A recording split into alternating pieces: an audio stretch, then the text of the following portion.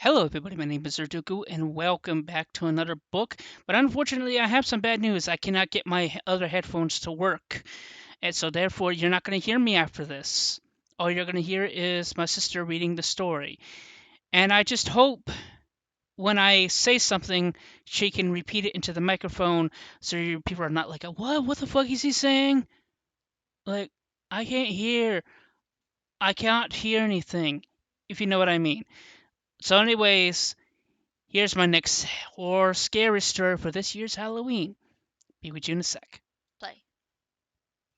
Hello, it's Akari. Let's get reading this book. The Party. The Halloween Mask, written by Zach. Let's go. Warning to all audience reading the story. The story is inspired by 80s horror slasher films, and as a result, absolutely no minors are allowed to read. With that being said, you adults, enjoy the story.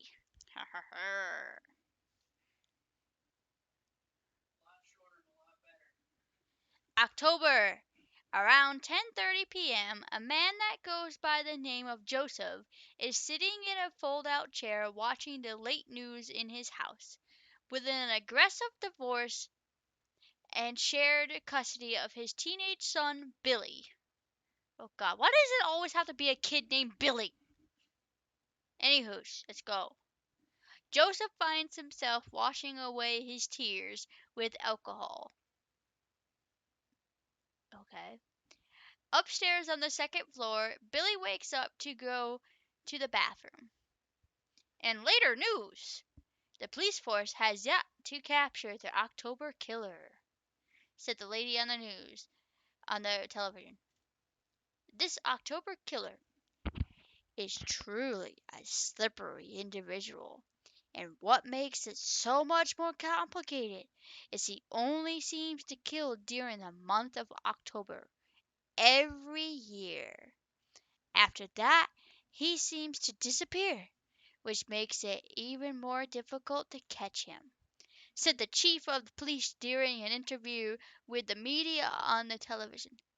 Based on credible sources, we know that the October killer seems to break into people's houses without signs of forced entry. Residents are advised to not let any strangers in their houses and make sure the doors and windows are locked at all times, said the news lady on the television. "Haha, this is bullshit," Joseph said to himself as he switches the channel to old Halloween monster movies. Unknowingly, from both Joseph and Billy, there is somebody in the house. The stranger sneaks into Joseph's kitchen and opens up a drawer, and inside of the drawer was a screwdriver. Why the fuck would you keep a screwdriver in a drawer? Anywho's, picking up the screwdriver was a hand with a black glove with dark gray stripes, and a sleeve that belonged to a red and black plaid shirt. While Joseph was watching the TV, not paying attention, the stranger sneaks up behind Joseph within the shadows. Within an instant, the stranger stabs Joseph in the back of the head with the screwdriver, penetrating through Joseph's skull and through his brain, squirting a small dribble of blood onto his chair. Then the October killer slowly sneaks up to the stairs, upstairs, second floor. Sneaking into the shadows, the October killer pulls out a sword that he was carrying on his back. Billy finally gets out of the bathroom and walks around the corner with a surprise from the killer coming out of the shadows and decapitating him quickly and swiftly. Swish! Decapitation! Dude, I'ma murder you. You can't. Pun intended.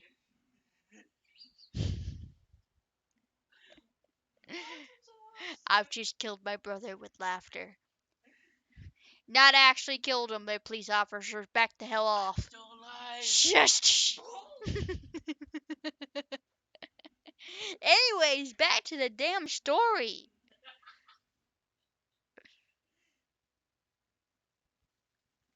The next morning, the police were called in and they arrived at the house to see the body of Joseph.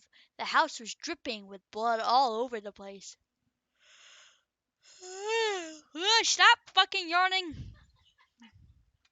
Damn. When the chief of the police vehicle arrives, out of the car comes Officer Joe Southward, chief of police to the October killer investigation. Joe wears a brown cowboy-like hat and a typical chief of police uniform with a mustache and sunglasses. Wee wee. What the fuck was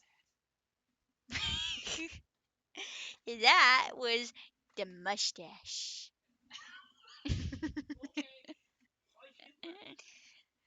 that? No, just fucking no. I'm pretty darn sure they didn't even hear. This mustache was to do with the Italians. Do you not know what an Italian mustache is? My bad. The curls, you goober. I'ma slap you just for the fun of it. Who the fuck is Elvis Reporter? What the hell is this? Be careful with that. If you take off the cushiony soft thing that's taped on, you're gonna wind up cutting your leg open. Oh, okay. There's a metal piece down there. Be careful. Alrighty. Drink break. Tell you to make sure your voice is ready for this. I might need some more apple juice. Pour you some while you're reading. Okay. Also coming out of the same car, an FBI agent, Christine Noreen. Christine looks like an older woman somewhere in her 30s with blonde hair, a black suit, and a necklace with a cross attached. First off, that's not that damn old.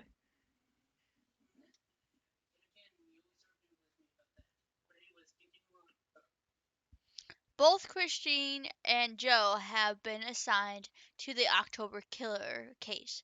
Before even looking at the scene of the crime, Christine already is assuming that the October killer was involved.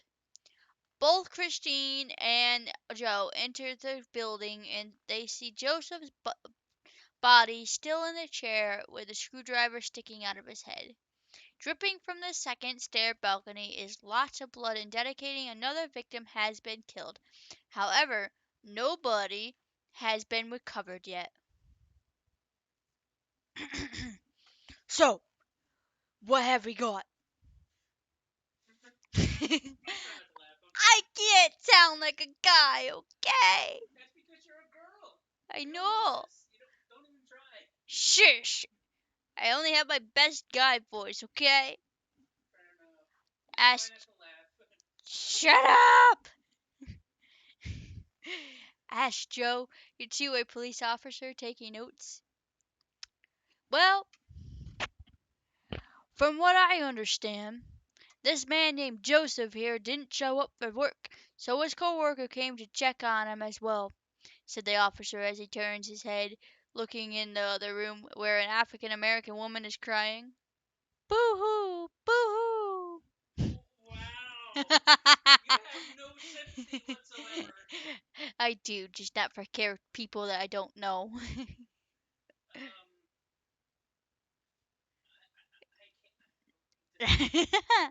Anyways, let's go. She discovered the body and immediately dialed 911, explained the police officer.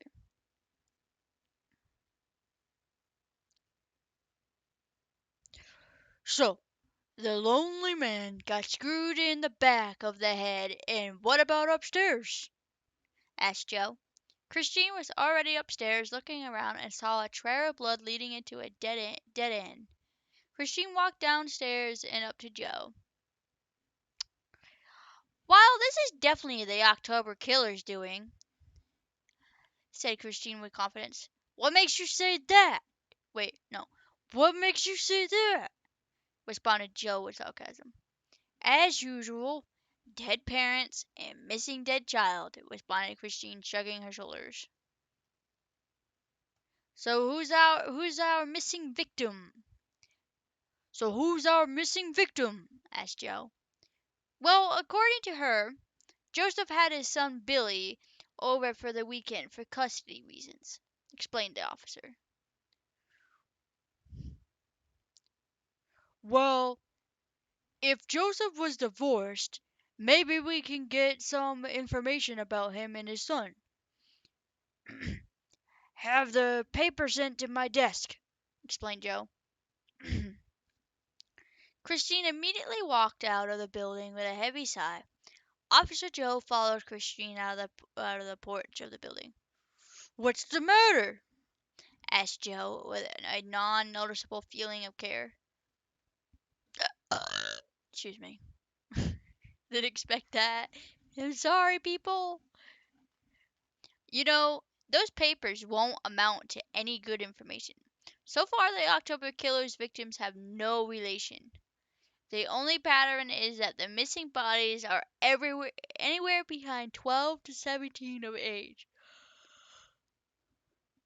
explained Christine.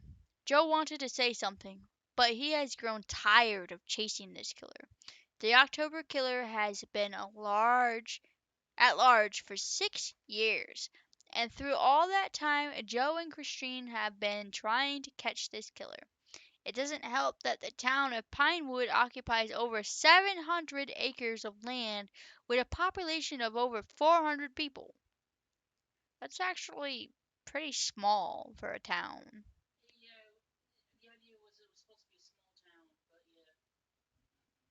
Searching for one killer is like looking for a needle in a haystack. Some believe that there is a killer in the town, while some of the younger generation believe it in an old folk tale not native to the town as the return of the boogeyman. The fuck? Why is boogeyman in this? Well, first of all, the real reason isn't so much as the population and why it's so hard to find one killer is because most of this area is farmland. Mm, um, so it's wide open areas. Good luck trying to find someone who's somebody who's hiding on the ground or something. hmm Anyways, and by the way, boogeyman is not. Um, well, it's a mythical thing. So Yeah, I know. just just read on it. It's just a bunch of people being superstitious, anyways. They refer to the boogeyman as a creature that takes on the shape of a human being and devours the souls and flesh of children. Well, that's dark. Joe and Scary stuff. dude, I'm gonna grab one of your toy guns and go ch. My chest is locked. Sure. Joe and Christine returned to the police offices to evaluate the investigation. However, as Christine follows Joe into the investigation office, she overhears a conversation. I'm sorry, but maintenance cannot do that at this time. Besides, it would be a shame to dismantle a gift from the United States Police, said the police officer. I don't care! The piece of junk is taking up space in our police hangars. I want that piece of junk dismantled today! Shouted the police supervisor. Out of curiosity, Christine walks up to the police officer and the police supervisor. Excuse me, what is going on? Asked Christine with reluctance. We received a gift from the United States Army. It's a police helicopter, explained the police officer. A police helicopter? Why in the world would you want to dismantle a free gift from the United States Army?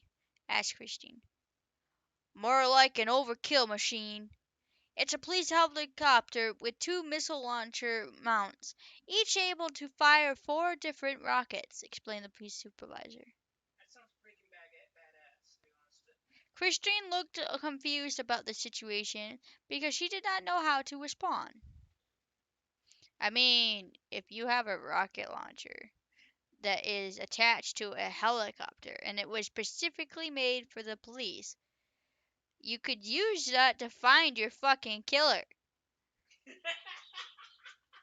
sorry. Just keep reading. Like, seriously, just You'll see why that's funny later. hang on. Let me fucking finish. Okay. I will. Thank you. I'm sorry, I'm a giggly bitch today. No more Markiplier, Mifflin says. Markiplier's awesome. He is awesome. Alright. Anywho, Anywho's. damn it. Let me finish.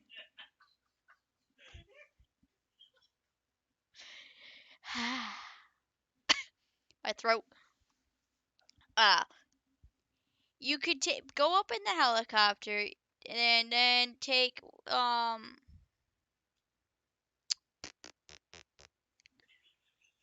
oh my god. Yes. Take the binoculars or like a telescope or something like that and look around and see if anything looks suspicious. And send some officers to places that would be suspicious. Especially if, like, you know that it's only been a day or a night. I mean, there's no way a killer can get that far in just a day unless they can't, or like, unless there's like buses or trains in this area. Fair enough. Continue on. Or they have a car. Anywho, it's pretty cool, isn't it? Said the police officer. Why on earth will we need a helicopter that shoots missiles? All I want is that doggone thing to be dismantled.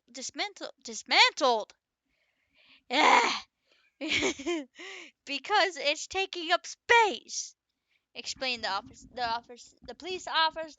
Ah! Damn it! Why, Billy? What's wrong with you? Explained the police supervisor. It's called I just literally spent a 5-hour shift at a job that has made me go cray cray. Okay, Miss Craig, let's go back to reading the book. I didn't mean anything by it. And I'm pretty darn sure they can't even hear me. Ouch!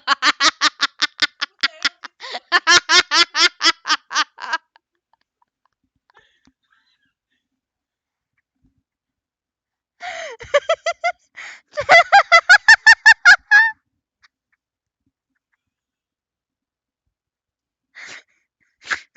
do? Ow.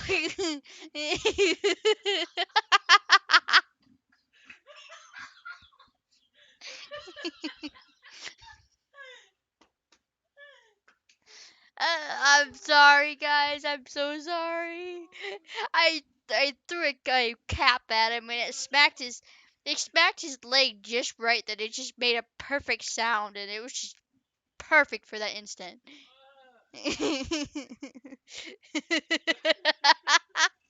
This is supposed to be a serious war story and we're laughing our asses off, but mostly at each other, not the book. So, Exactly. anyways, back to the story.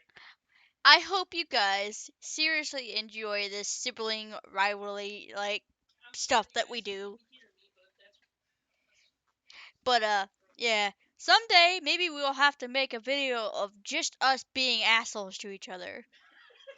Cuz that would probably make everybody laugh. Anywho's, let's go back to the book. I am so sorry for the fucking delay. Okay, where the hell was I?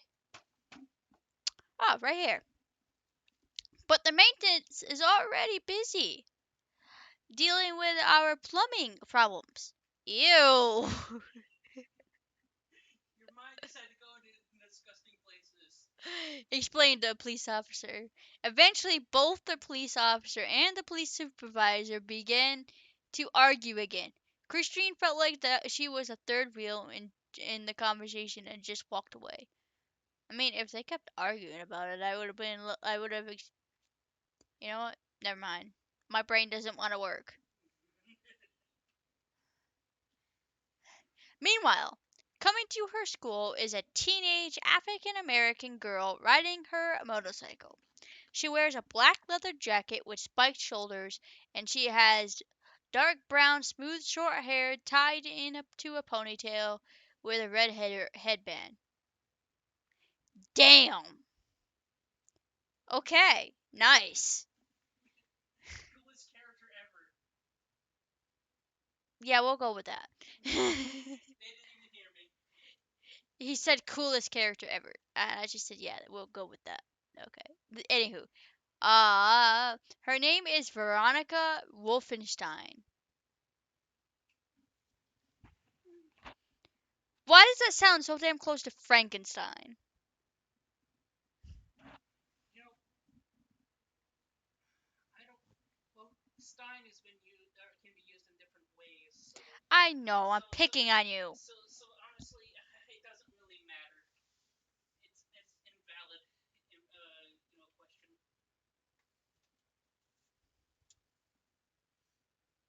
Is this on a timer? Oh no, it's being charged. Never mind. Sorry. Your phone. Okay. And she is known as the coolest girl in school. Her grandfather was a member of the Hells Angels, and as a result, she learned how to ride a motorcycle when she was 11. At the same time, there is a teenage boy who made sugar cookies in the shape of pumpkins with orange frosting. The teenage boy's name is Chester Sprangler, and he is a nerd who has a crush on Veronica. I mean, dude, if I was a teenager and that girl was in my school, hell yeah. Unfortunately, I'm not, and that's jailbait, so scootaloo. Jailbait. Again. Alright, moving on. She's teenager. I'm an adult. No, thank you. Bye bye. Fair enough. Anyway, delays. I need to look at my spot. Okay. Chester is a slightly overweight teenager who wears a blue sweatshirt with white stripes. He has large round glasses and wears gray colored sweatpants. Nothing like a classic geek. When Veronica got to the front of the school on her motorcycle, she gets off and takes off her helmet, then walks into the front door. Chester waiting for Veronica to enter, he nervously approaches her to offer the sugar cookies, out of kindness. However, as Chester approaches, he gets tripped on purpose by Thomas Hawkins, a member of the Seahawks basketball team of the high school. Wow. See, that's the kind of dude that I would typically beat the crap out of in school because he was a bully. This scene is really good. Thomas has smooth combed blonde hair and wears a blue jacket with a white hawk symbol on the side. Cool. Also, you're still an ass. Oops, said Thomas with sarcasm, looking down at Chester. What's going on here? Asked Veronica with confusion.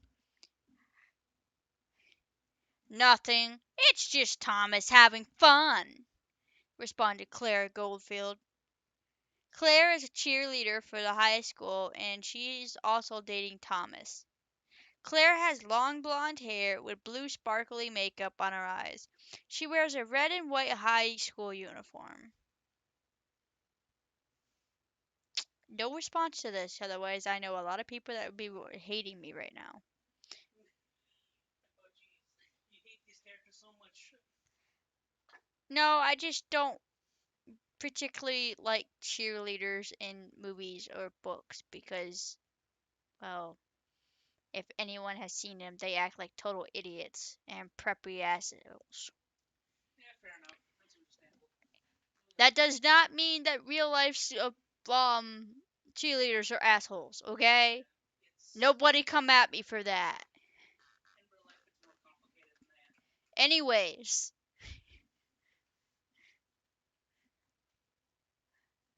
don't you ever get tired of picking on this poor guy? Oh, okay, never mind. This is not a sarcasm person. It's not a girl either. Don't you ever get tired of picking on this poor guy? Said Chris Yellowfield, arriving at the scene with his girlfriend. Chris is a freshman at the high school and he hangs out with most of the other jocks. Chris is a short, skinny teenager with blonde hair and wearing a yellow and black striped hoodie sweatshirt. What is up with all the blondies?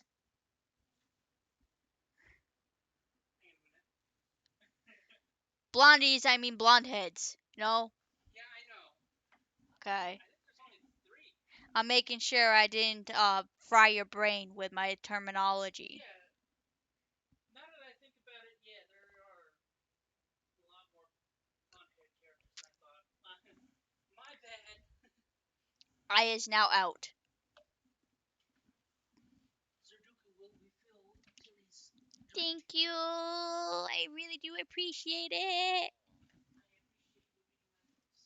Anytime. Well, provided I'm not, busy. Anyways.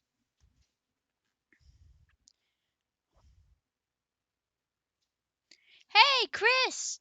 I was looking for you. Oh, I thought it was his girlfriend. Never mind. Hey, Chris!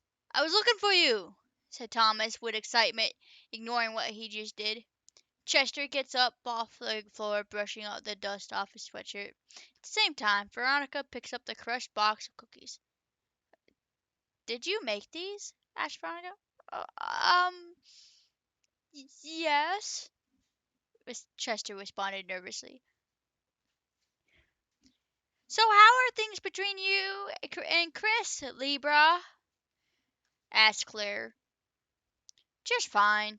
How are things with you and Thomas? Asked Libra.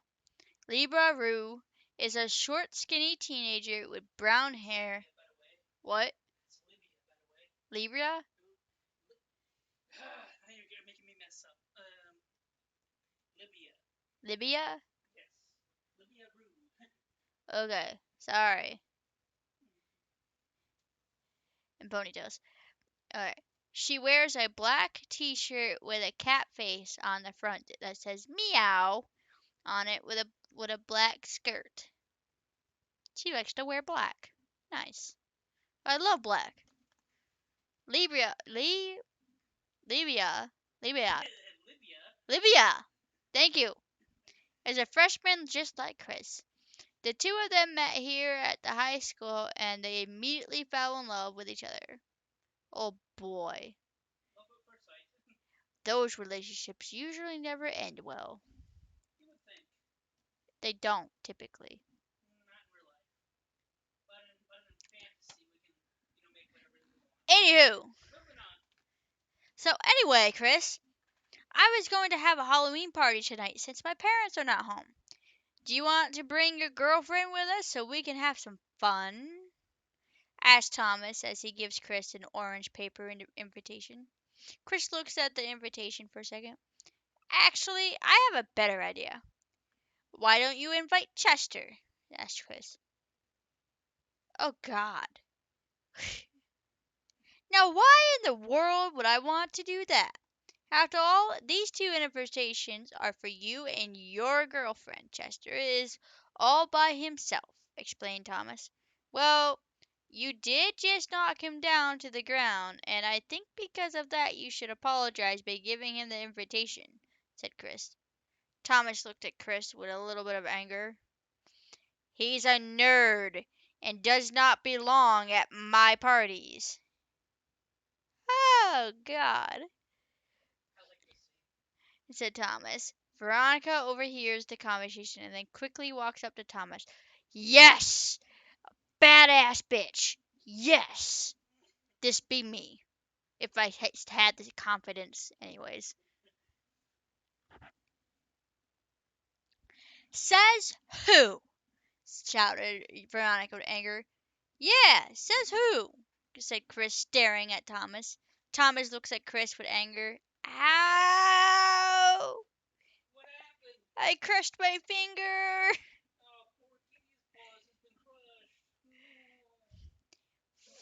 Fine!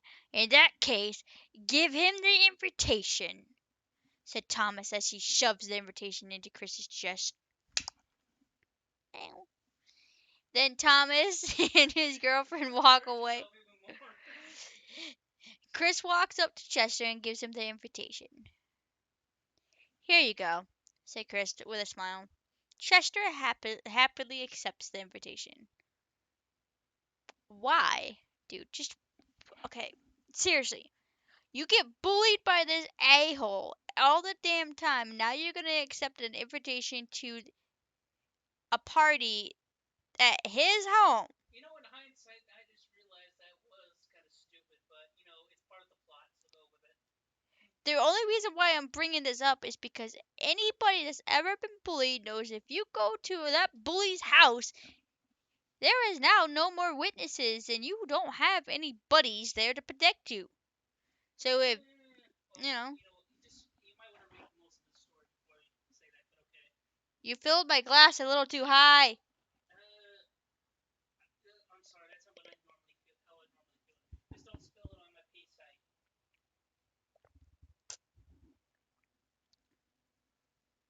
I'll do my best not to. Uh, um, thank you, responded Chester with confusion. Chester does not know Chris very much, and as a result, he wasn't too sure what to make of it.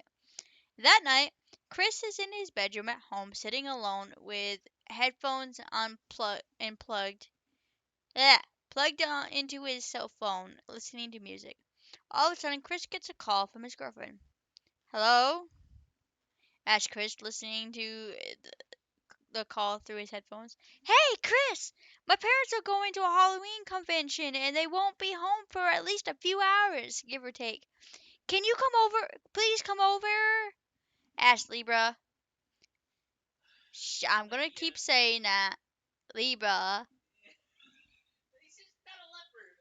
Shush. With a slight hint of nervousness. Chris quickly looks at his back window, realizing that he could sneak out of his house without his parents noticing. Oh, God.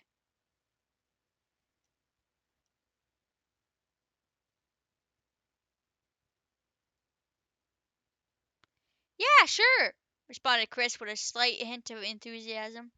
Okay, see you soon. I love you, responded Libra with a slight hint of nervousness. Love you too, Chris responded with a smile, and then he hung up on Libra. Chris slowly gets up from his chair and walks towards the window. He puts his cell phone in his pocket and slowly and quietly opens up his back window. He steps out onto the roof and climbs carefully down to a drainage pipe. He lands successfully on the ground and then starts to make his way towards Libra's house. Meanwhile, Libra is in her home, sitting down on the living room couch, nervously drinking some apple juice. She drinks a total of 7 full-sized cups without noticing. Oh, damn. Suddenly, Libra hears a knock on the back door. Quickly and nervously, she opens up the back door to see that it's Chris. Hello, Chris. Come on in, Libra says quickly with a smile. Chris accepts the invitation and walks inside, taking off taking off his headphones and putting them into his pocket with his cell phone. Even though he likes Libra's home, he doesn't know what to say in this situation, so he stays quiet. Libra closes the back door and walks towards the stairs leading up to the second floor of the home. Come on, Chris. I want to show you something, said Libra, leading Chris to her bedroom. Once Chris enters Libra's bedroom, he looks around a little bit. So, this is your bedroom?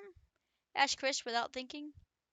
Stay right here, Chris, said Libra as she sneaks into another room and closes the door. Okay, responded Chris with confusion. Chris walks around the bedroom nervously. Literally less than a minute, Libra comes out from the next door closet and then walks into her bedroom. She's wearing a Halloween cat costume with a black cat ears and black leathered clothing that barely covers most of her body.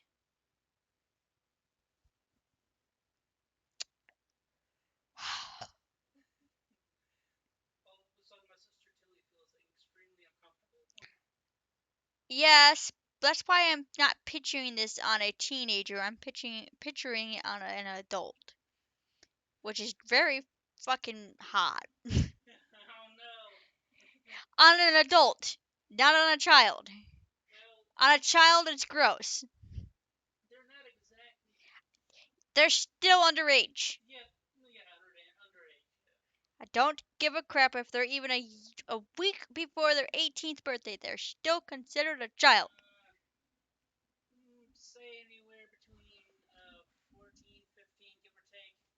Yeah, I don't get. Yeah, no, no, no, no.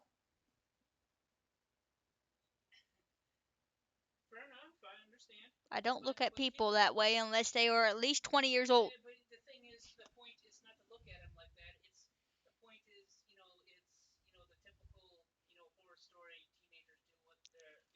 I know, but if you're in high school, you're 15 to 18.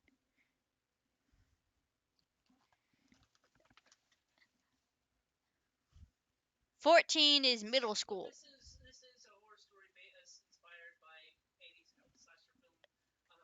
It. Anywho, let's go.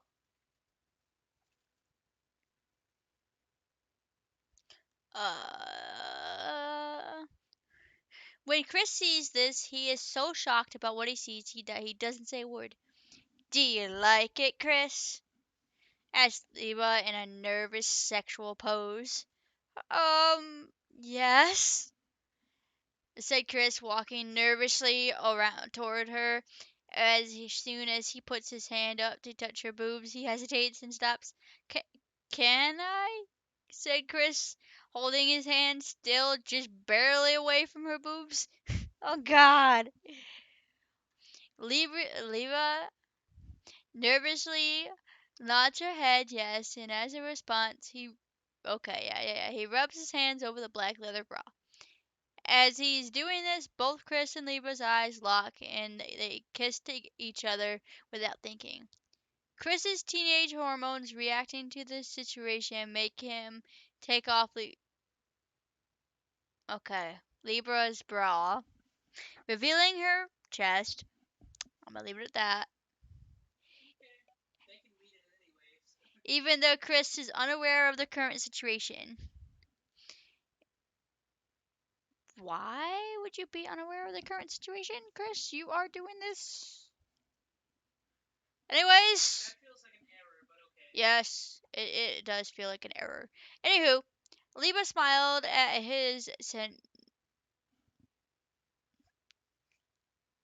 Chris, signifying that it was okay. Liba sticks her hands beneath Chris's yellow shirt, softly rubbing his back. It says back.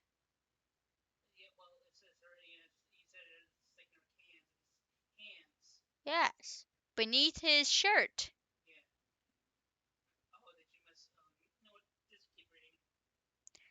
Chris moans softly, enjoying the rub on his back, and then he takes off his shirt and tosses it onto the floor.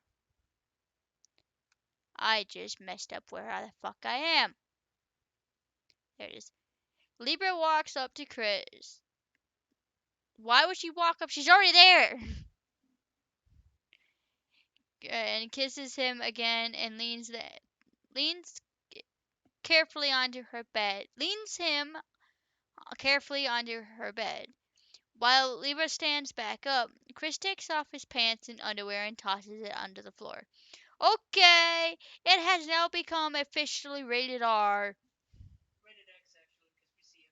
Oh, okay, yeah, rated X. This is now an adult porn.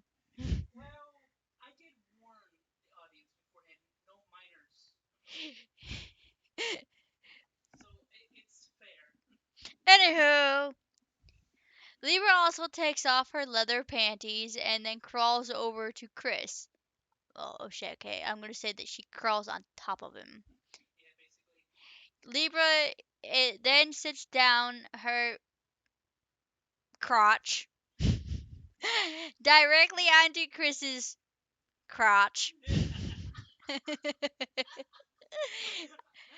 allowing him to You can you can skip a little bit if you feel uncomfortable. allowing him to have intercourse with her. Did you just all of a sudden turn into a robot? No, I'm trying to skip over the very, very sexual wording.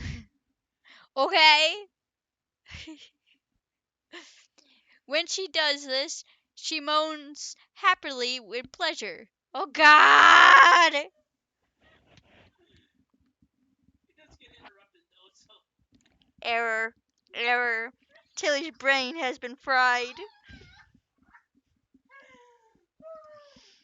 now you see why I really could not get Dylan to read this. Only you could do this without, the My cheeks hurt! Your what? Ah, Your cheeks hurt. yeah! They do hurt. Also, why you gotta do this to me? Because you're the only one who it's not doesn't like I just give up. I really have seen this. Cry. See, now this is why even mom would not be a person to read this. Yeah, that's why I feel extremely uncomfortable having to read these things. That's why I didn't want to suggest her at all. I much rather have a stranger read this. Never let a stranger in your home. Well, not what I meant actually. I will slap you if I ever find out that happens. I wouldn't. You know that I don't like strangers. Anywho, let's get back to this now very, very uncomfortable situation. Very, very lewd situation. And she leans forward to Chris and they kiss each other with passion. Libra positions herself upwards and begins to. I can't say any other word besides thrust on this one. Damn. As Libra is doing this, she can feel all those apple juice beverages start to catch up to her, and she tries to ignore it, but she has a hard time holding it in. Yeah, she gets interrupted when she has to take a piss. Yep. As Libra is thrusting, and it should be Chris thrusting, not Libra, but okay. Well, she's on top. That's why. But anyways, move on. Anywho, and both of them are moaning. She eventually says, "God damn it! I'm so sorry," said Libra with anger as she quickly gets off of Chris and runs as fast as she can to the bathroom. Understanding what happened, Chris just nods his head and smiles as Libra closes the door to the bathroom and sits down on the toilet. She punches the wall and shouts, "God damn it! Now all fucking times!" Libra yelled to herself. Chris is laying down on the bed in the bed, waiting for Libra to come back. And suddenly the lamp begins to flicker with the sound of the glass breaking. The lamp goes out. Why did the lamp break? Oh, you guys are dead. Oh shit, said Chris as he rolls his eyes and rolls over to try to fix the lamp, thinking to himself that he might be blamed by his girlfriend for this. Silently, the closet door next to Chris opens with somebody walking out of it without him noticing. Standing behind him appears an 8-foot tall man wearing a red and black colored jacket with black and gray striped clothes. He is wearing a creepy Halloween mask with a white face and black sharp teeth painted on it. When Chris realizes that he cannot fix the lamp, he rolls over, and that's when he sees the killer. He tried to scream, but the killer grabbed his mouth, preventing him from doing so. With a very little effort, the killer quickly pulls him up with one hand and pushes him against the wall, 6 feet in the air. The killer pulls out a butcher knife from his pocket and stabs him in the throat, hanging him high above the bed, with the blood dripping down to his feet and to the white pillows and blankets. "Okay, I'm back, and I'm sorry about all that," said Libra as she walks back into her bedroom, but even within the darkness she can see Chris hung up against the wall, and next to his corpse she can see the October killer. As a result, she screams and runs as fast as she can downstairs. Within her panic, she forgets where the front door is. How the fuck do you forget the front door? She's panicking. Yeah, but it should be right there. Then she turns the corner to make it to the back door. As she makes a turn, she opens up the back door. A throwing axe suddenly comes through the door window. It embeds itself into her chest. The surprise attack knocks her down off her feet and onto her stomach, it should be, not back. Well, it is on her back because if you think about it, she opened up the door. She opened up the door. It comes into her chest. He goes, like that, onto her back. I thought it. Oh, okay, so it did hit her chest. Yeah. Never mind. The axe embeds itself into her chest and she starts to choke on her own blood. The October killer walks through the back door where she was about to escape, sees that she's partially alive.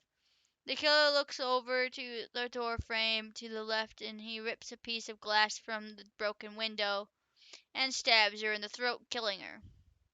Wow. Okay. Around the same time, Chester arrived at Thomas's house on top of a hill, still seemingly in the middle of nowhere, slightly outside of town. Arriving with Chester in his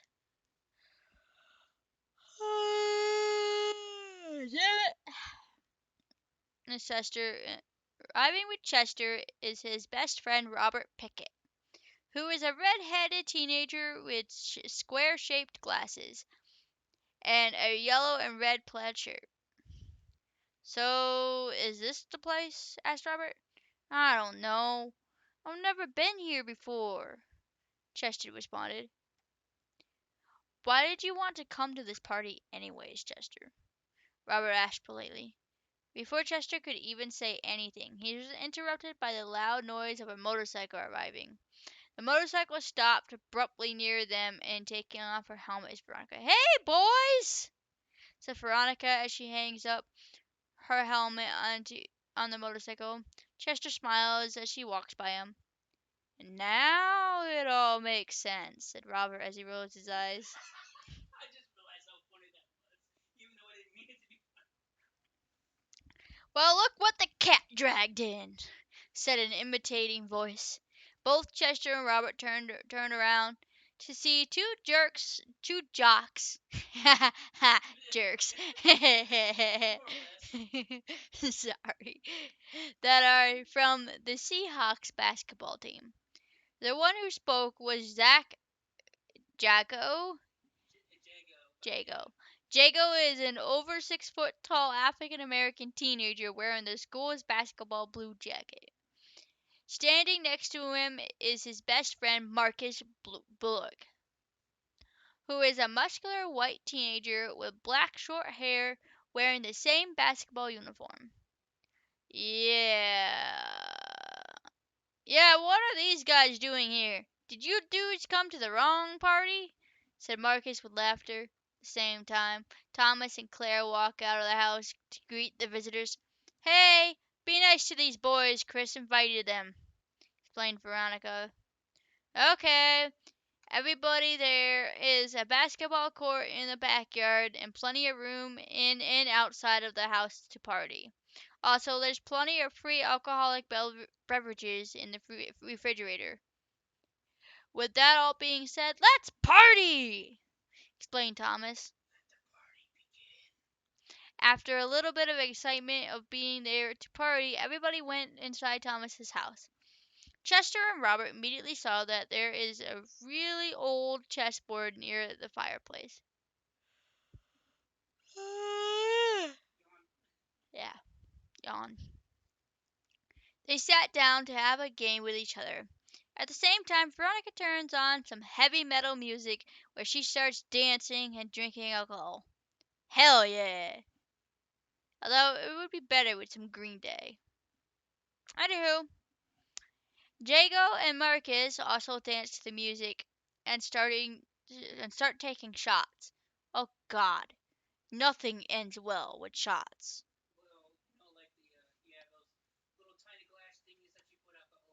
Yeah, I know what they are, Zach. I have done shots before.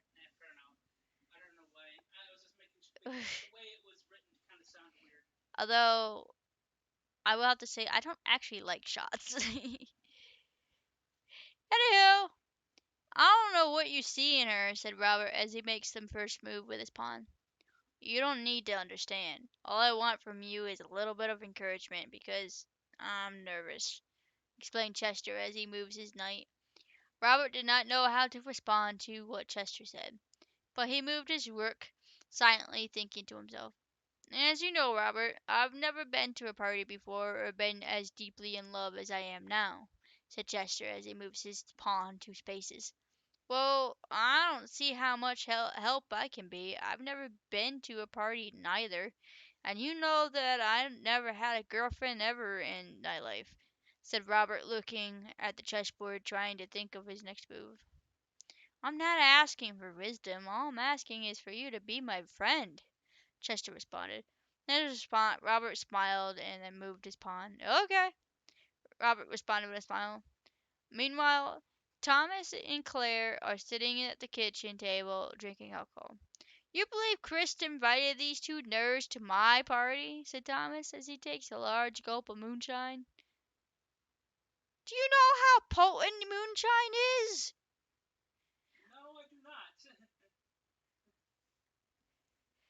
It's, them damn things can have as much as 80% of alcohol in them. Alright, listen there, Tilly. There's only like 2 alcohol things I'm aware of because I don't get into alcohol. Talk Moonshine. to the person who drinks alcohol. Hello, I'm me. in contact when I'm writing. I'm like literally in contact with nobody. I'm under a rock, so I can't do much at that point. So the only 2 alcohol beverages I know are moonshine and Jack Daniels. Oh yeah, and actual rye wine. That's right. Eat it dum dum dum dum. Okay. Guys, bear with me. I'ma explain some alcohol to my brother. Oh no, you don't need to do that. We I don't care. This is also for people who don't know this. well, in that case, why are you watching this video anyway? Says the one who wrote the book. Well, I'm an adult though, more or less.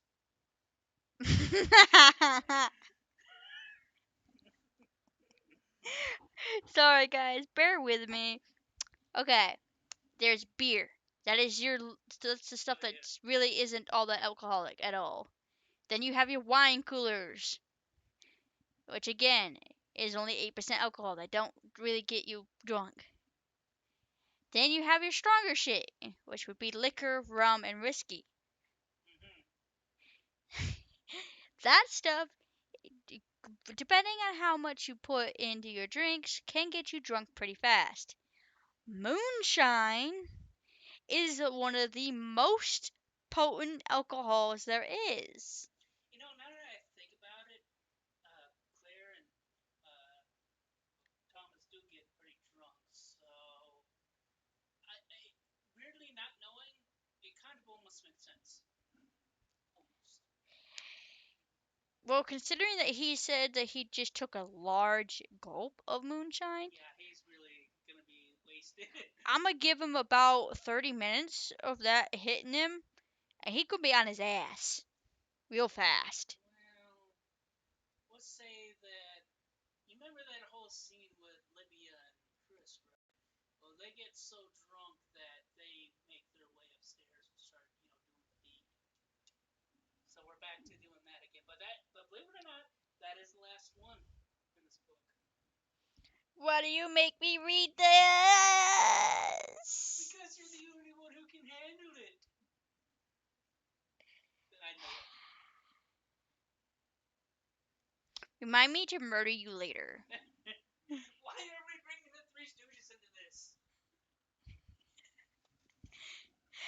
Couldn't you have just left that reference as his and not telling people what the fuck the reference was for? I mean, you didn't say like name the reference in your awesome like Barbell does. Whatever, read the goddamn book. You didn't fucking let me have a chance to!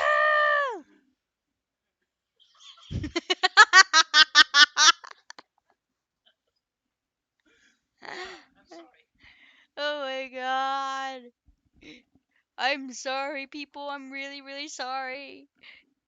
I'm gonna have to trim this video a little bit here and there. You don't know how to edit just like me. I know how to edit enough. I don't even have editing software either. You don't need to. You can edit it right from YouTube. Oh yeah. Anywho,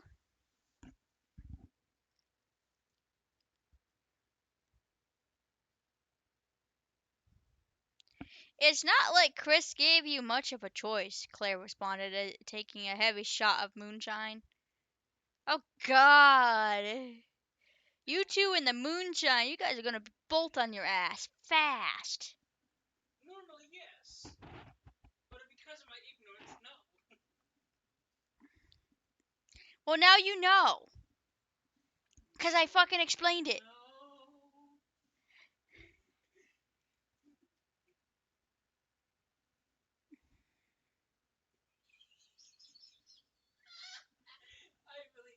I do really wish that there was somebody to edit this. Because we could tell Vern what's going on because I'm pretty not sure a lot of the audio can't hear me. Hmm. But yeah.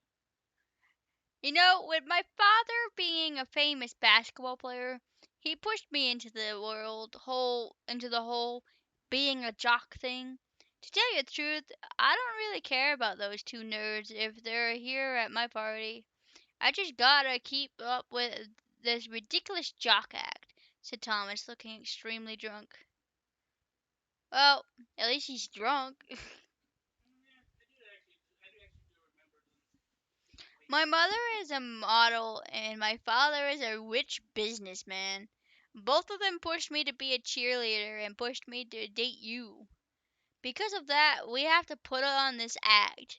I wonder if your feelings and mine are real. Are they? Asked Claire with sincerity.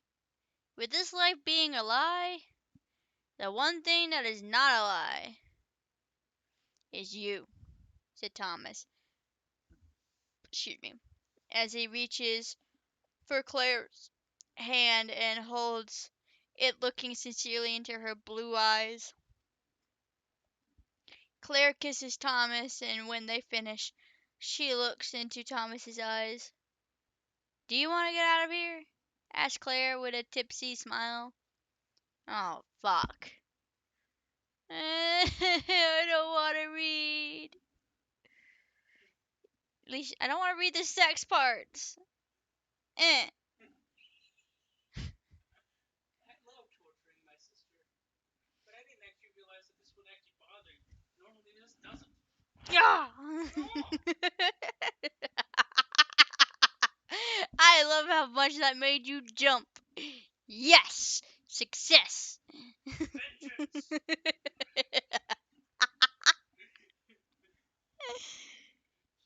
Yes, the sweet, sweet taste of revenge. Alright, are we gonna read the book or we're just gonna talk to each other all day? I'm sorry.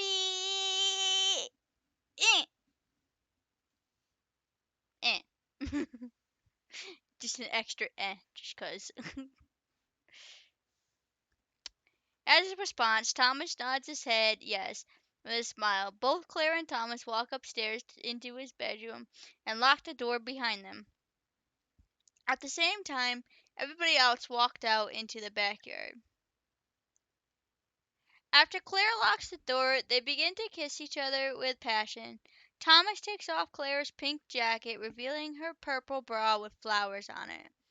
As they're kissing, Claire unbuttons Thomas's pants while he takes off his shirt and tosses it onto the floor. He puts his hands underneath Claire's skirt, rubbing his fingers over her panties. She pushes him onto the bed and takes off the rest of her clothes. Thomas takes off his clothes as well. Claire crawls onto the Wait, she's already on the bed and and slips Thomas's crotch into hers and leans over to kiss him with passion and lust. Claire leans upwards and begins to hump at the same time with Thomas groping her large breast. God damn. As Claire moans loudly with pleasure, the the closet door on the side of the room opens, revealing the October killer. Distracted by their lust, they do not notice the October killer sneaking up onto them. The October killer slides out a saber from his holster. As Thomas moans a little bit in pleasure, he opens his eyes for a second to see that somebody is standing behind Claire. Before he can say anything, he is interrupted with blood squirting on his face because the October killer stabbed Claire through the chest with the saber. The October killer twists a blade and pulls it up, splitting Claire in half. Well then, Thomas screams and rolls out of the bed and tries to run away, but the October killer grabs him by the hair and throws him onto the floor. The October killer quickly puts down his saber and then picks up a large 300-pound dresser and carries it over Thomas's head. First off, there's nobody that can pick up 300 pounds. Really. I could be wrong, but as far as I know, that's not possible. Is there something strange about this killer? Yes, it is. Thomas tries to get up and run away, but Killer drops the dresser onto his head, crushing his skull with brain matter all over the floor. Oh, brutal. Now I kinda wish that I could have seen this scene, but not the sex part. The other parts. You know, the killing. So you like the kills? Yes, the kills are cool. Actually, the kills get awesomer, actually, just let you know. Awesomer is not a word. Well, it is now. Fuck you. No fucking the brother, stop it. Ew! Stop being so gross.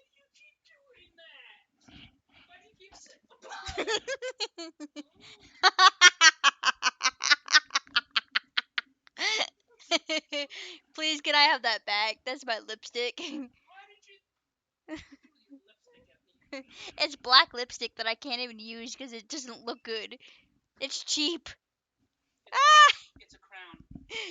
No! Oh no! I didn't get that. Next time, I might just throw one of your pieces of tape at you. No thanks. That's not a good thing. What, these things? Yeah, because all those? Maybe. They're small and they're not gonna hurt. Oh, this one? Why do you have electrical tape in this? Okay. Anywho's.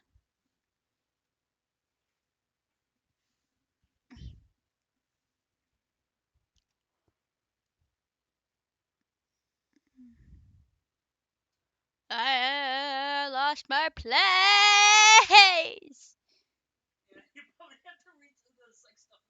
No, I refuse. Okay. After the October killed both Thomas and Claire, he looks over to the lamp, which is the only light source in the room.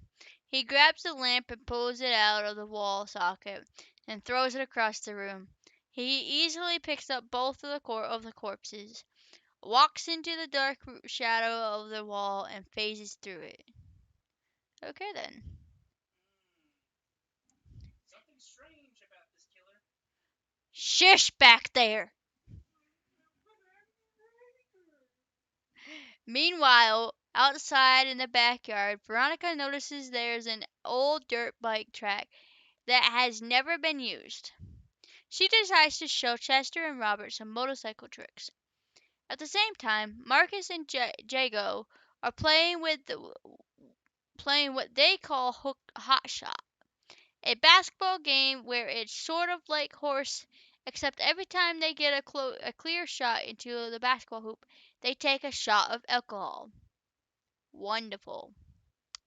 Veronica starts up her motorcycle, and at the same time, Chester is cheering with Robert. Veronica presses on the gas on her motorcycle and goes through a jump and does the Superman jump with her motorcycle. Nice. She perfectly lands it and stops. Don't try that at home, said Veronica with a snarky tone, wearing her helmet. Nice. At the same time, Marcus gets a direct shot into the basketball hoop. He takes a heavy shot of alcohol. At this point, both Marcus and Jago are extremely drunk. Your turn, Zag, said Marcus as Jago lines himself up for the hook shot. Unfortunately, Jago could not distinguish left from right, and when he threw the ball, it bounced off the board into the dark woods. Oof. Don't worry, I'll get it, Marcus, said Jago as he runs into the dark woods. Wonderful. Take care, Zag, shouted Marcus with confidence. Jago stumbles his way into the dark woods. With the combination of being drunk and it being sort of dark, he does not see the basketball. As he stumbles through the woods looking around, all of a sudden he stops to the sound of whipping steel. Before he can even look around to see where it's coming from, a metal chain goes around his throat. In a scared response, he tries to run forward, but unknowingly at the end of the metal chain is hooked onto the telephone wire. As he pulls away, the sharp hook cuts open a live wire which sends electricity through the chain and electrocutes him. That was an awesome kill. Cool. Jago falls to the ground dead with burning smoke coming off his skin. Sizzle. Fried. Don't ruin my sizzle joke. They can't even hear me anyways. I can, and I take offense to that. Meanwhile, back at the backyard, Robert notices one of the lights goes out. Chester, what happened to the light? Asked Robert, with a slight concern. Chester looked at the old light and, not knowing that it's connected to Thomas's house, he brushed it off. Eh, it's just an old light. Nothing to worry about, said Chester. Oof, I'm tired. Do you two boys want to join me inside and relax? Asked Veronica, as she puts her helmet onto her motorcycle and putting the kickstand down. Yeah, sure. Yeah, said Chester as he follows Veronica inside. Robert looks back at the old light with a slight concern before following them inside. Yo, Zag! What the fuck are you taking so long? Shouted Marcus into the dark woods. Chester, Veronica, and Robert did not notice Marcus shouting into the woods because they just thought that Jago had got drunk and lost, so they brushed it off and walked inside. Wonderful. Zag! Come on, man, this is not funny! Shouted Marcus. With no response, Marcus reluctantly walked into the dark woods looking for his best friend. As Marcus walks into the dark woods looking to the left, and to the right, each cell to his best friend's nickname. Zayg! Yo, Zayg! Shouted Marcus. Within the darkness of the woods, the October killer pulls out the middle of the tire to an old rusty Jeep left there. As Marcus stumbles through the dark woods, out of the darkness, the October killer slams the tire into his face. Oof. Ow. The impact caved in his skull and broke his neck at the same time, causing him to do a backflip onto the ground. Nice. It is now a floppy human.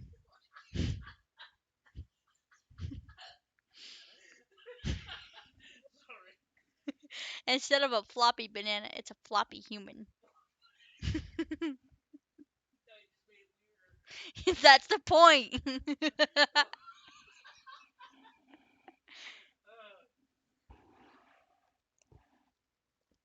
Ignore my ignorant brother to my awesome jokes. I have plenty of pride. That means multiple different things. Anyways, let's move on.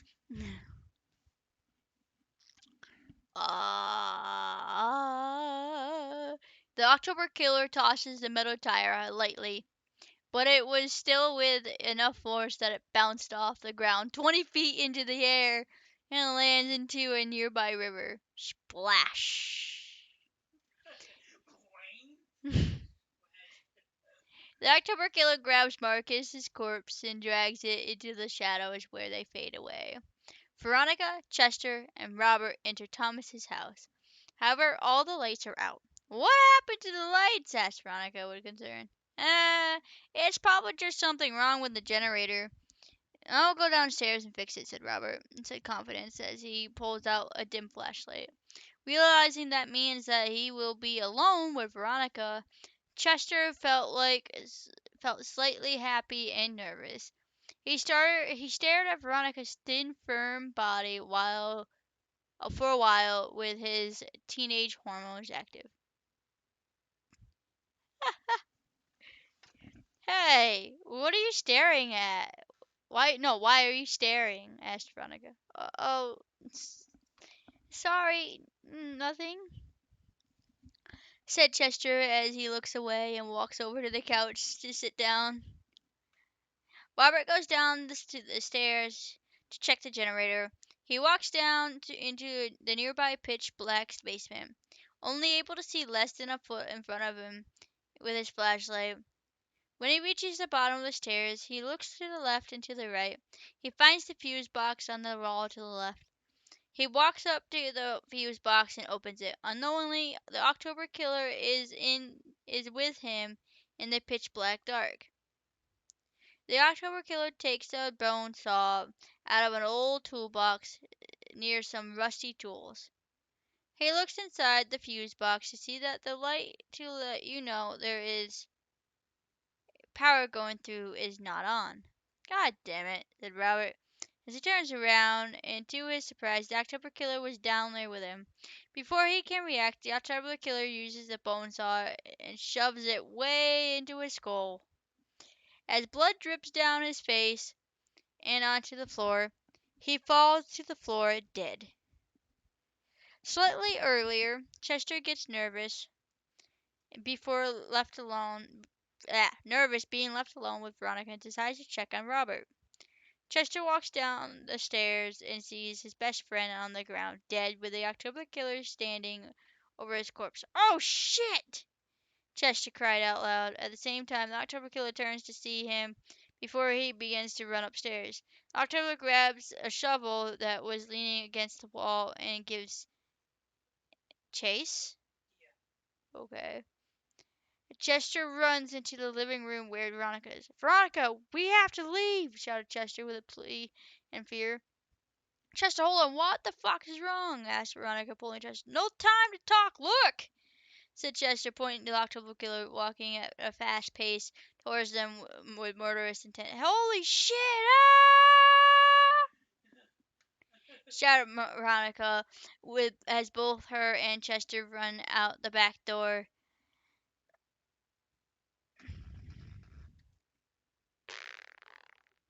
to the backyard. The October Killer follows them. Both Chester and Veronica run as fast as they can, but the October Killer chases them out into the dark woods. Why didn't you fucking run to your motorcycle, you dumbasses? That'd be where I'd run, is the motorcycle. As they are running, the October Killer comes through the dark shadow of a tree, appearing out of nowhere and swinging at them blindly. Veronica manages to see the attack and dodges it. "Veronica!" shouted Chester as he turns back for her as both of them are split up by the October Killer standing in between them. "Don't worry about me! Just go! Go! Go!" shouted Veronica, pointing to the north. Chester listens to her plea and runs off to the into the north. Veronica runs around the killer to try and catch up where Chester is. The killer gives up the chase to go back for Robert's corpse. Nice. After Chase and Veronica escape the killer, they wind up in some kind of opening of the dark woods. They try to catch their breath. Chester looks forward and sees the cell phone tower directly in front of them, but he also notices that the lights are out. "Oh no," said Chester. "What is it now?" asked Veronica. "The cell phone tower is broken. That means there is no good cell service within 30 minutes. 30 miles. Sorry," explained Chester. "Well, can we make it back to town?" asked Veronica. "Are you kidding me? The town is way down there," said Chester as he points at the town seemingly far away. "Jesus Christ, that's a lot of woods," said Veronica. "I might be able to fix the cell phone tower if we're lucky," said Chester. "What are you, an electrician?" "Electrician?" asked Veronica with a sense of humor. "I fix electronics all the time, so technically, yes," said Chester as he walks up to the cell phone tower and notices that their panel has been broken into and the wires have been cut. Said Chester as he leans down to put some rubber gloves on and takes out some electric tape. He puts the wires back together perfectly while at the same time twiddling around with the wires to get the spark going. With some way of luck, the tower lights up. Come back on.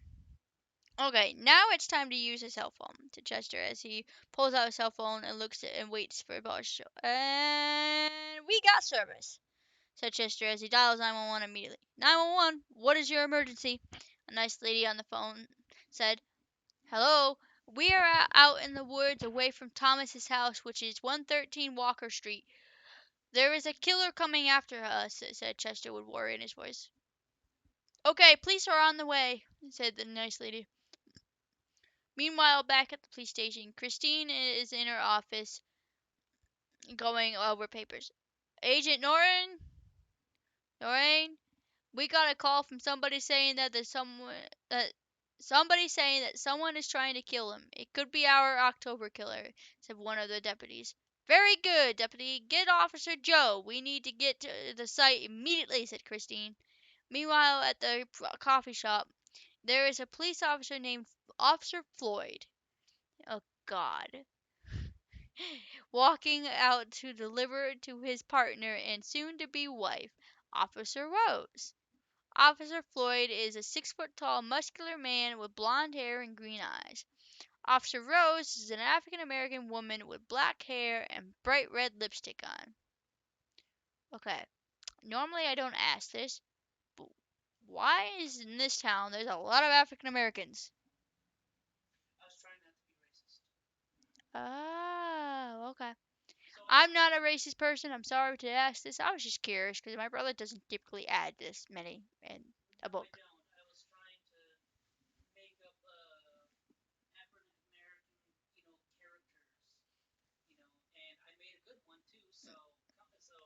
Yeah, okay. Anyways, here's your coffee and snacks, baby, said Officer Floyd. "Oh, baby, is it? You're sure of being professional now," said Officer Rose, accepting the snacks and coffee. "Hey, I'll stop being professional when you start being professional, said Officer Floyd with a humorous smile. Officer Rose smiled back with lewd thoughts. Dude, seriously? There is a possible emergency on 113.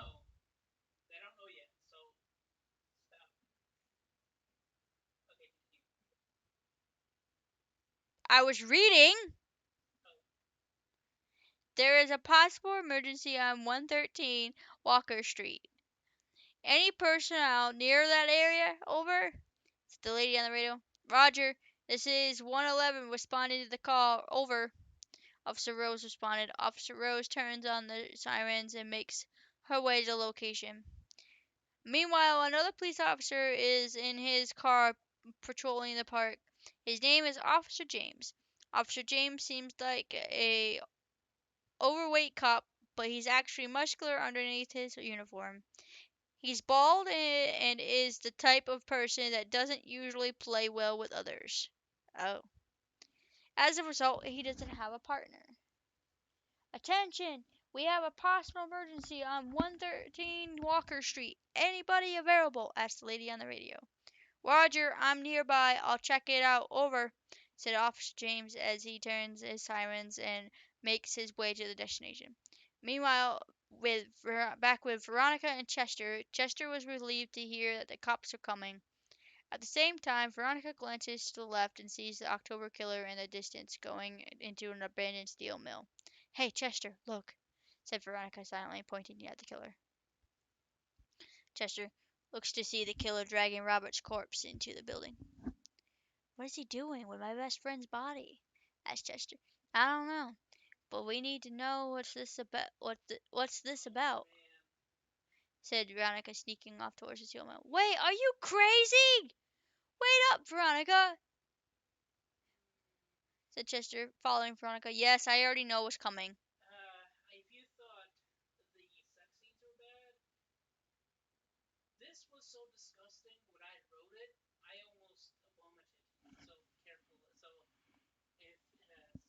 I have a pretty strong stomach. It is fine.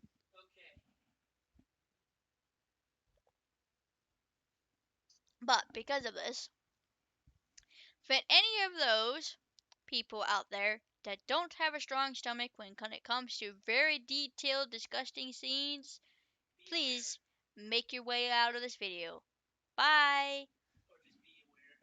Or you can skip over this. Eventually, Veronica and Chester make it to the steel mill. They peek through a window watching the October killer. The October killer tosses Robert's corpse against the wall and then walks towards a large black cauldron with boiling water inside. The October killer drags Thomas's corpse from behind the cauldron. He takes a large machete, chops off the corpse's arm, and tosses it into the cauldron. He does the same thing with his arms and legs, and then finally his torso. The October killer picks up a giant wooden spoon and turns it around. He then picks up a large plate and scoops up what looks to be boiled pieces of body parts onto a wooden plate. He puts the plate onto a table nearby and takes off his mask. Veronica and Chester cannot see the killer's face, but all they can see is the back of his head, which is long gray hair. They can barely see that his face looks like some sort of decayed, mutated flesh with horns coming out of his head. The killer takes the boiled hand and rips apart the flesh and eats it. Oh, cool. Veronica and Chester were grossed out from what they're watching. From the unseen eyes of Chester and Veronica, the killer has no eyes, and his face is decayed, mutated corpse that seems to be reanimated somehow.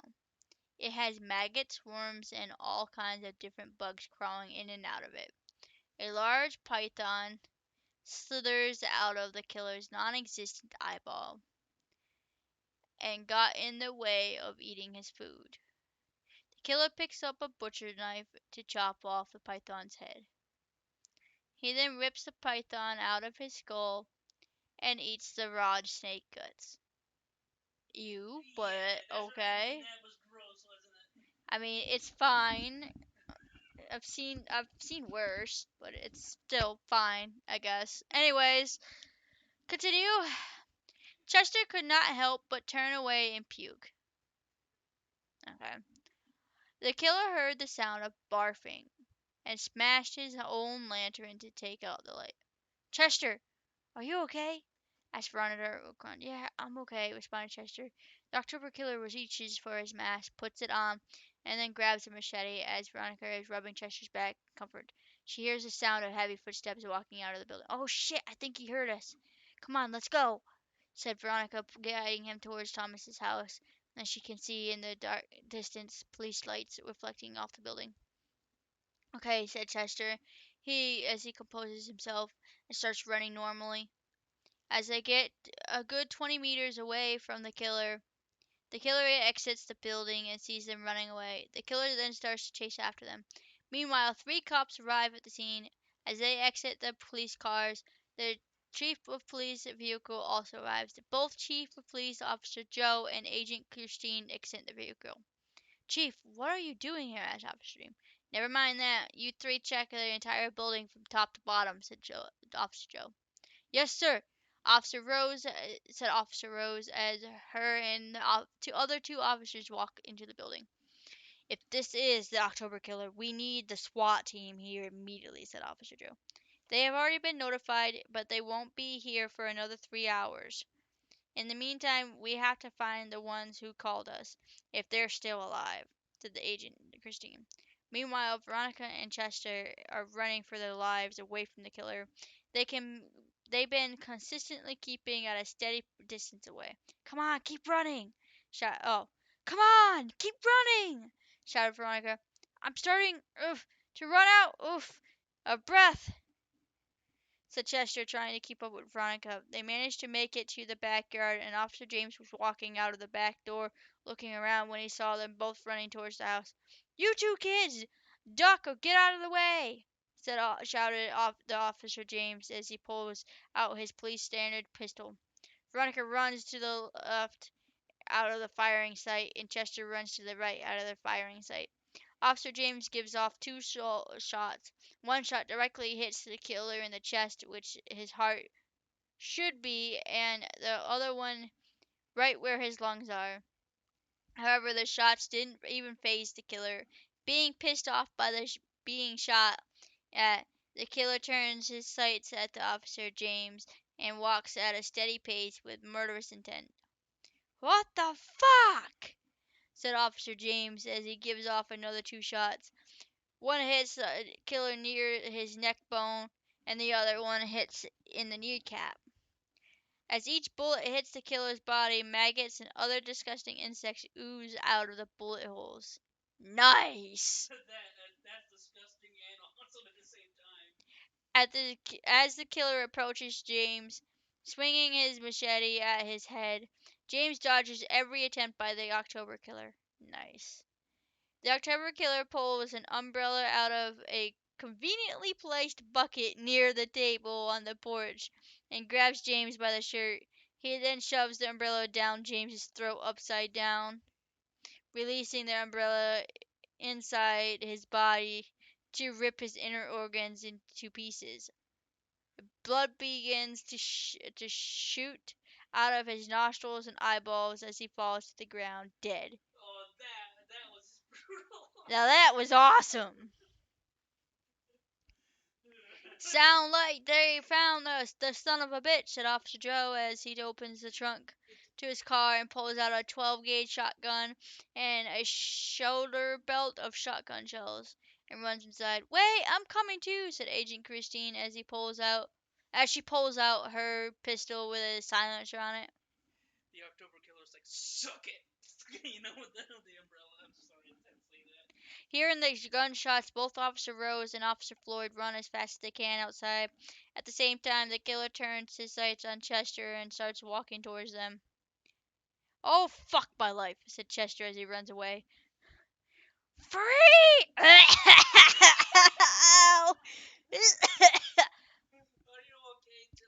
Ow.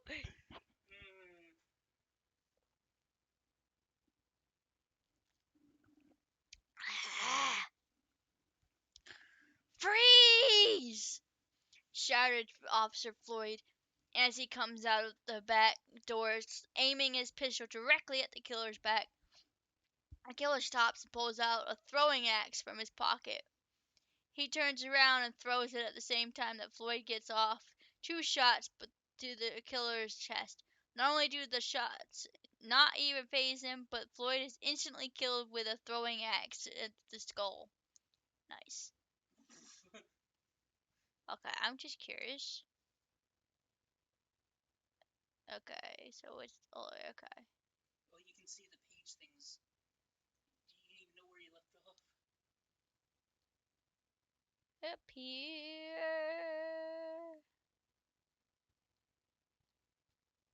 Right here. No! Shouted Officer Rose in sadness and anger as she unloads her entire clip from her pistol at the killer. Okay, wait a second. Floyd was the guy that she liked, right? Oh, okay. Yeah. You know, the one that they were together. Yeah. 4 shots go into the killer's chest, and then the next round hit him in the head. And as a result, orange-colored lightning sparks come off the mask, and the killer stumbles backwards while the 2 bullets fall to the ground, dented as if they hit something hard. You know, considering that he just backed off like that, maybe taking a stronger gun and shooting him in the head might actually do something? Well, I'm not sure how clear it is. Maybe you know what? Maybe I won't say it right now since it's. Let me read. Alright. Out of pure anger, the killer quickly walks up to Officer Rose and slices off her hands. He takes a sharp part of the bone from her arm and stabs it into her skull, killing her. Now that was another brutal kill. Nice. After killing Officer Rose, the killer gets a surprise shotgun blast to the face, making him go flying upwards onto the ground. Whee! Plump. However, the buckshots did not penetrate the Halloween mask. Try taking me down, you son of a bitch! I need a drink. All that yelling is gonna kill your throat. And my neighbors are gonna hate me. That's okay, said Officer Joe with anger as he spits on the October killer who is laying on the ground. Agent Christine comes out of the building aiming her pistol at the killer. The killer creepily sits up, looking at the Officer Joe. Officer Joe shoots again, and this time it hits the killer in the chest. The force of the shotgun forces the killer back down to the ground. As a result, maggots, worms, and spiders go flying out of his chest everywhere. Yet again, the killer sits up and then puts his hands inside of the bullet hole that the shotgun made. He then pulls out a rib out of his rib cage and stands up.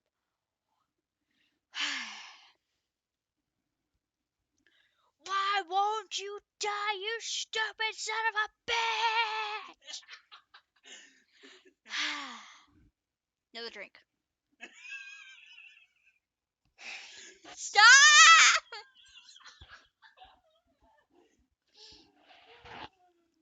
Sorry, Tilly. I can't even drink this because you're making me laugh. Pet the kitty. No. Kitty's so mad, brother doesn't want pets.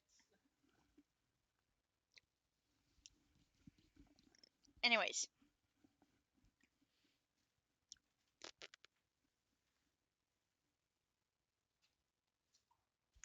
Said Officer Joe. As he was about to shoot again, the killer throws his rib at Officer Joe, which impales him in the throat, where his jugular vein is. Officer Joe drops his 12-gauge shotgun on the ground and starts reaching for the rib stuck in his throat as the blood squirts out. Joe, stop! Don't! Shouted Agent Clistrine as he pulls the rib out of his throat. Officer Joe then passes out and bleeds to death. The killer stands up and starts to walk towards Agent Christine as she is crying over Officer Joe's corpse. Oh, don't cry over the person. Just fucking do something about what you can do. The killer stops what he is doing when he hears the sound of a motorcycle. Fuck yes! Veronica runs over the killer over with the motorcycle, making him do a backflip in the air and land awkwardly on the ground. Boing! Poof!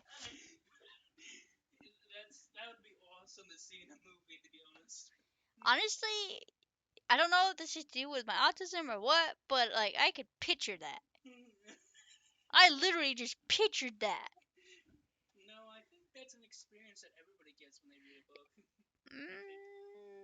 I more or less vividly pictured it though, like as if it was right there. Anyways,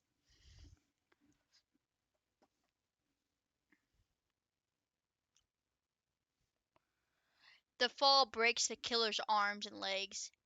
Nice. Take that, you creepy fuck, said Veronica as she turns her motorcycle around and looks at the killer on the ground, thinking that she killed him. Nice work, Veronica, shouted Chester, after Agent Christine gets over herself crying over Officer Joe's death. She stands up and walks over to the October killer. With sadness and anger, not even thinking about the 6 years that she's been chasing this killer, she aims her silenced pistol at the killer. This is more than you deserve, said Agent Christine as she pops off a few rounds, two of them hitting the killer's chest, and the other ones hit his leg, causing maggots and worms to scatter on the ground. Christine takes a moment to notice all the maggots and stuff all over the killer's body. She's confused. As a result, she wanted to see what was under the mask. However, when she really reached for it, she was startled by the sound of cracking bones as she sees the arms and legs pop back into place slowly.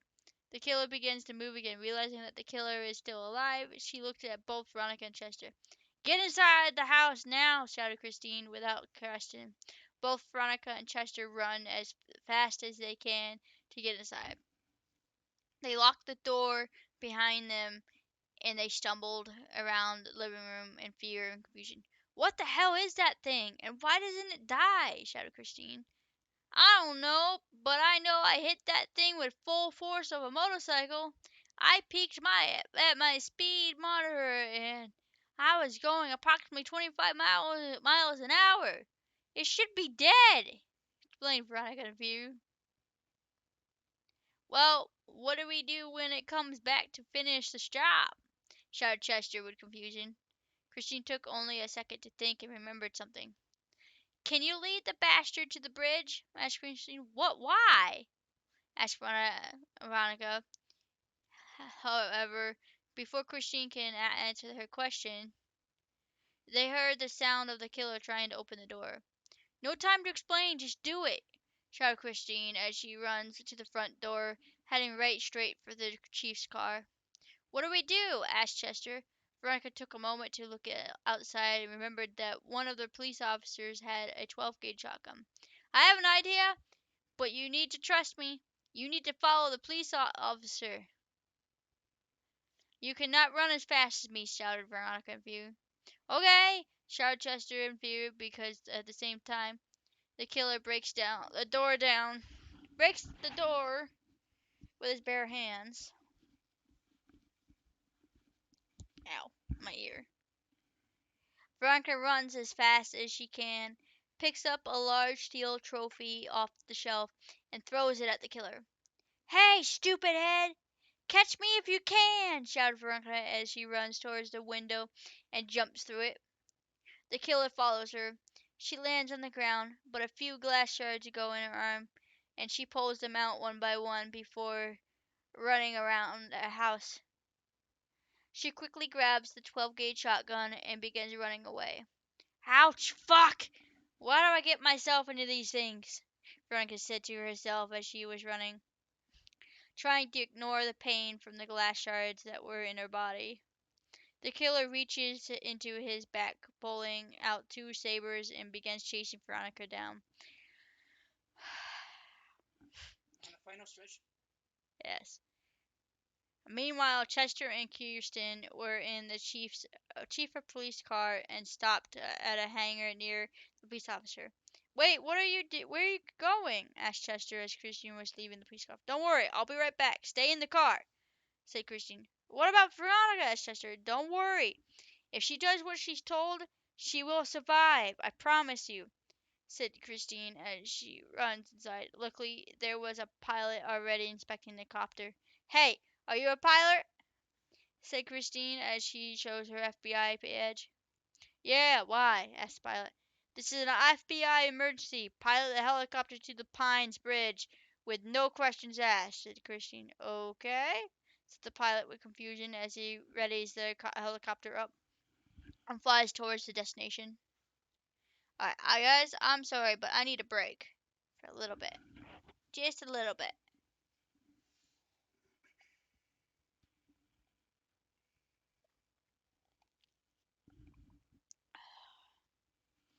I just need to catch my breath. Fair enough.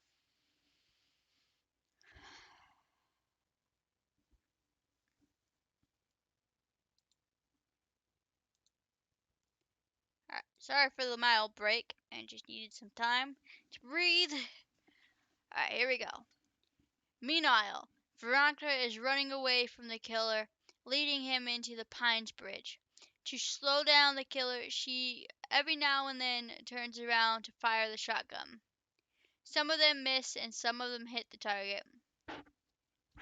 As the killer is chasing Veronica, she tries to use shadow warp to try to get ahead of her and catch her, but it doesn't work. Eventually, Veronica makes her way to the bridge and starts running across it, and the killer behind her, realizing that she's at her destination, she turns around and aims a shotgun at the killer. As the killer is approaching, he is caught by surprise with a spotlight. The killer turns and looks at the helicopter. "Fire the rockets!" shouted Christine. Without question, the pilot fires the rockets at the killer.